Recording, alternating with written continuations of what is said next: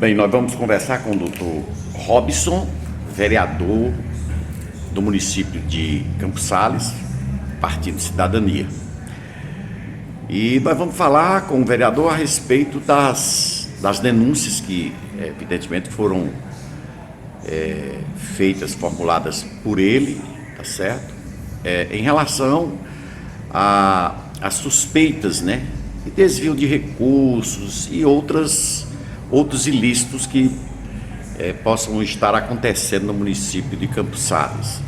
Essa semana nós tivemos a informação de que a Polícia Federal está realizando uma investigação em relação à cooperativa, né, que envolve aí os 3 municípios, Campos Sales, Salitre e Araripe. A princípio nós vamos falar sobre isso. O Procap também esteve na cidade de Campos Sales. Esteve aqui na cidade de Campos Sales.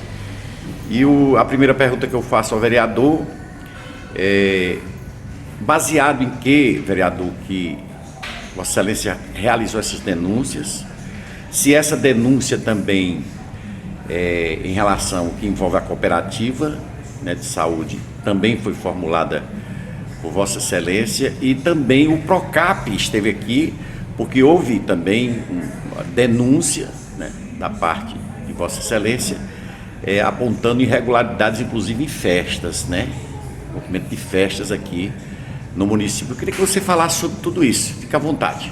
Pois não, José, primeiramente agradecer o espaço de sempre, né, cumprimentar os seus internautas, o pessoal que lhe acompanha em toda a região, e dizer que na realidade, José, são 2 vertentes, né?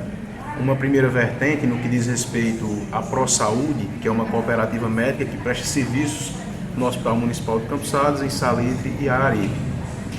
Nós já havíamos denunciado formalmente ao Ministério Público a situação desta cooperativa, porque, inclusive com vasta documentação, um relatório bem contundente, que mostrava justamente aquilo que a Polícia Federal encontrou e vem investigando em demais municípios onde essa cooperativa atua, que é a questão de funcionários fantasmas, questões relacionadas a fraudes em plantões médicos, né? Por exemplo, nós visualizamos aqui, e eu fiz live a respeito, de que o médico aqui, ex-vice-prefeito da cidade, Dr. Valdir Júnior, tinha folhas de frequência de 24 plantões de 24 horas, quando a gente sabe que ele não presta plantões de 24 horas, ele é funcionário público do município de Salitre, né? E dentre outras diversas irregularidades comprovadas, que nós juntamos num relatório, uma documentação de quase 300 laudas, e entregamos ao Ministério Público. Então, quando estourou, digamos assim, essa operação da Polícia Federal, que tinha como objetivo a ProSaúde, nós já havíamos denunciado aqui em Campos Sales algumas irregularidades, né? Então, o promotor de justiça está ciente disso. Uma parte das verbas públicas que custeiam os serviços do Hospital Municipal é municipal e outra parte é federal. E aí há uma questão de competência, né? Até onde o Ministério Público Estadual pode investigar se for caso de verba federal e vice-versa, até onde a Polícia Federal vai poder investigar se for caso de recurso municipal. Ou então uma atuação conjunta, Ministério Público Estadual e Polícia Federal, de forma que a gente espera que seja esclarecido e que seja ressarcido todo e qualquer recurso que porventura tenha sido desviado dos cofres públicos municipais. Eu quero lembrar, José, que a cooperativa foi contratada em Campos Sales já fruto de uma outra denúncia minha do início de 2021, quando nós identificamos pagamento irregular de plantões, sendo que isso nós já obtivemos a devolução de quase 60 mil reais de plantões que haviam sido pagos indevidamente. Então, por conta daquelas irregularidades, o município contratou esta cooperativa, só que, no entanto, a situação foi piorar, foi se agravar ainda mais. Quanto à Procap, José, sinceramente, quando eu soube que os promotores estavam aqui, eu não tinha conhecimento ainda do que especificamente se tratava, né? Mas fui intimado para prestar depoimento aos promotores, e no primeiro momento o que eles queriam saber era a respeito da situação do Campfest, como tinha sido aquela denúncia que inclusive você noticiou à época, né? E eu expliquei toda a questão orçamentária que é relativa à Secretaria de Governo, que inclusive também denunciamos e também está no Tribunal de Contas do Estado. mas, para minha surpresa, não se tratava apenas disso, né? Encerradas essas questões sobre o Campfest, eles passaram também a interrogar sobre o meu conhecimento a respeito de contratos de transporte público, de coleta de lixo, possíveis servidores do município ou políticos do município que teriam máquinas e transportes agregados à gestão, né? Assim como fizeram perguntas e inspeções na Secretaria de Obras, na Secretaria de Governo, na Secretaria de Finanças, no galpão da empresa AHCor, que é a empresa que presta serviço de transporte aqui no município, né? Então, assim, acredito que seja uma inspeção preliminar. Eles vieram no intuito realmente de coletar documentação, coletar provas, né, que venham de alguma forma, se for o caso, a indiciar ou tomar alguma providência mais drástica, que é o que nós não queremos.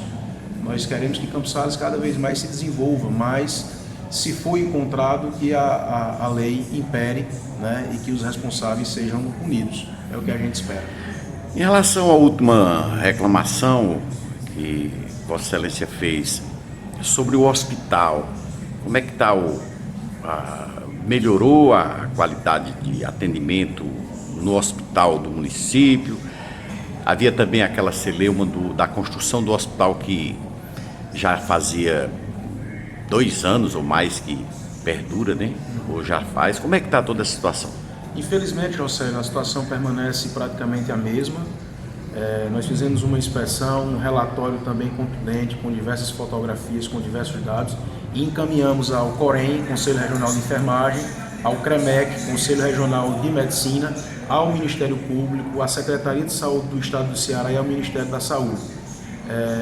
De todas essas instituições a qual nós acionamos, o Ministério Público aqui de Campos Sales abriu um processo administrativo e ele vem apurando não só a situação do Hospital Municipal, mas a demora na construção do novo hospital, que vem perdurando aí desde 2017, né, e não temos fim, bem como o COREM, Conselho Regional de Enfermagem, interditou o Hospital Municipal. E aí o município impetrou um mandado de segurança na Justiça Federal, e com um argumento que sempre é utilizado, né? Só tem esse, por pior que seja, pelas condições até às vezes desumanas, não em relação aos profissionais, que sempre são da melhor qualidade e que prestam o melhor serviço possível, mas a questão de infraestrutura mesmo, né?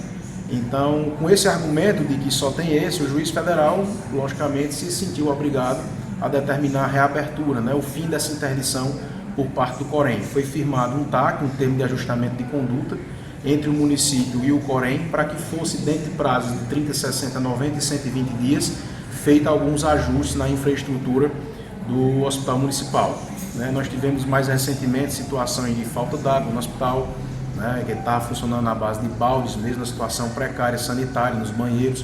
Nós tivemos falta de energia. Eu cobrei aqui, através de indicativo, que fosse locado ou comprado um gerador de emergência, porque é uma obrigação de toda unidade hospitalar ter um gerador de emergência, e nós não dispomos desse equipamento tão importante. Então, infelizmente, a situação permanece a mesma. Nós recebemos reclamação de alguns funcionários motoristas, alguns dias atrás, que os salários estavam atrasados. Você acompanhou tudo isso? Como é que está a situação? Já foi regularizada essa situação do funcionalismo? Josélio, na realidade é uma consequência daquilo que a gente falou no Campfest. Quando você pega o dinheiro público e utiliza de maneira irresponsável, acaba acontecendo o que aconteceu posteriormente, né? De agosto em diante, após o Campfest, houve uma redução drástica dos pagamentos. Chegaram até atrasos de salários de servidores temporários, comissionados, concursados e principalmente de uma empresa terceirizada que presta um serviço aqui. E no ano passado tinha 250 empregados que prestavam serviço aqui nessa empresa. Por coincidência, no ano eleitoral. Ao final do ano 2022, praticamente todos esses funcionários foram demitidos. E a maioria deles ficou sem receber o mês de novembro, fora os atrasos que já vinham suportando, não receberam o salário do mês de novembro, nem receberam os seus direitos de rescisão. Alguns receberam, outros não. Alguns estão com dificuldade, por exemplo, de conseguir programas do governo federal, porque a carteira permanece como se estivesse com vínculo. Isso impede que eles tenham acesso ao Auxílio Brasil e outros programas do governo federal. Vem causando um enorme prejuízo e só desponta, Jocélio, na realidade, o que a gente sempre disse: um ano eleitoral em que se fez festa caríssima, em que se contratou demais, em que se colocou 250 empregados numa empresa terceirizada, que causou atraso de salário, falta de pagamento de fornecedores, e logo ao final das eleições vem todas as demissões e começa um ciclo que ele é vicioso, infelizmente. Então, a situação dessa terceirizada é que nós ainda estamos também investigando, porque parece-me uma empresa de fachada na realidade. É uma empresa que nós não encontramos sequer uma sede dessa empresa, mas que isso posteriormente poderá causar um prejuízo muito grande ao município, porque se essas pessoas resolverem ajuizar reclamações trabalhistas na Justiça do Trabalho contra essa empresa e não encontrarem patrimônio, não encontrar como receber, a obrigação subsidiária é que o município arque com essa consequência. Então vem mais uma gama de prejuízos para cima dos cofres públicos. Fique sabendo de tudo com Jocélio Leite.